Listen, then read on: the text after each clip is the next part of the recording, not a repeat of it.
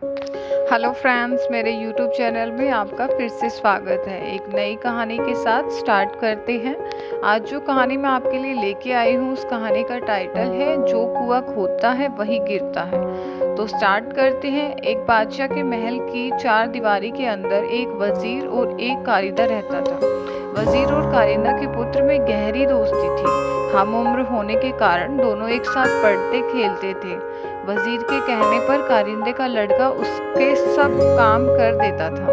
वह वजीर को चाचा कहकर पुकारता था। बादशाह कारिंदे के पुत्र को बहुत प्रेम करता था।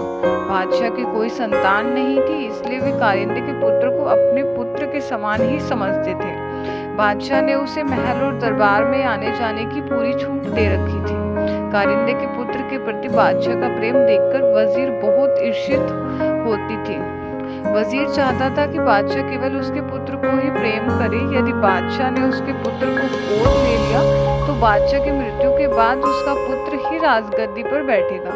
वजीर की इच्छा के विपरीत बादशाह का प्रेम कारिंदे के पुत्र के प्रति बढ़ता ही गया।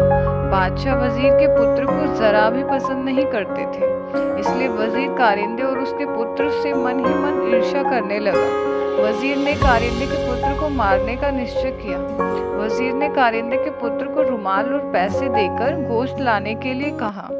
वजीर ने कारिंदे के पुत्र को अच्छी तरह समझाया कि गोश्त बाजार में गली के नुक्कड़ वाली दुकान से ही लाना। कारिंदे का बेटा रुमाल और पैसे लेकर बाजार की ओर चल दिया। उसने देखा कि उसका मित्र वजीर का बेटा भी वहां पर खेल रहा है। वजीर के लड़के ने कारिंदे के पुत्र से कहा कि तुम मेरा दाव खेलो, मैं जाकर गोश्त ले आऊंगा। कारिंदे के पुत्र ने उसे पैसे और रुमाल देकर दुकान का पता बता दिया। इस प्रकार वजीर का पुत्र गोश्त लेने चला गया और कारिंदे का पुत्र दाव खेलने लगा। वजीर के पुत्र ने दुकानदार को पैसे और रुमाल देकर कहा कि इसमें गोश्त बांध दो। कसाई ने रुमाल में बने हुए निशान को पहचान लिया। इस रुमाल को वजीर ने कसाई को देखते हुए कहा था कि जो लड़का इस रुमाल को लेकर गोश्त लेने आए तुम उसे मौत के घाट उतार देना। कारिंदे के पुत्र को मारने के लिए वजीर ने कसाई को पैसे भी दिए थे।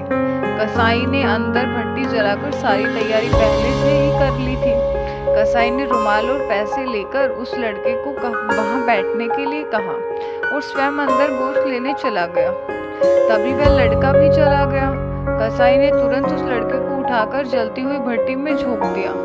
कारिंदे का पुत्र अपना दाव खेलकर अपने घर जा रहा था कि उसे रास्ते में वजीर मिल गया। कारिंदे के पुत्र ने पूछा, चाचा भैया गोश्त ले आए? इतना सुनकर वजीर के पैरों के नीचे से जमीन खिसक गई। तभी कारिंदे के पुत्र ने कहा, चाचा भैया ने मुझे रुमाल और पैसे ले लिए थे और कहा कि तुम मेरा दाव खेलो, मैं गोश्त लेकर घर चला जाऊंगा। मैंने भैया को दुकान का पता भी बता दिया था। वजीर की आंखों के आगे अंधेरा छा गया और उसके मुख से एक शब्द नहीं निकला। अपने पुत्र को याद करता हुआ वजीर अपने घर चला गया। वजीर कह रहा था कि जो दूसरों के लिए कुआं खोदता है उसमें स्वयं गिरता है। तो फ्रेंड्स, इस कहानी से हमें यह शिक्षा मिलती है कि हमें कभी किसी का बुरा नहीं करना चाहिए। तो ये कहानी आपको कैसी लगी कमेंट बॉक्स में ज़रूर बताएं। वीडियो को लाइक कीजिए, चैनल को सब्सक्राइब कीजिए। धन्यवाद।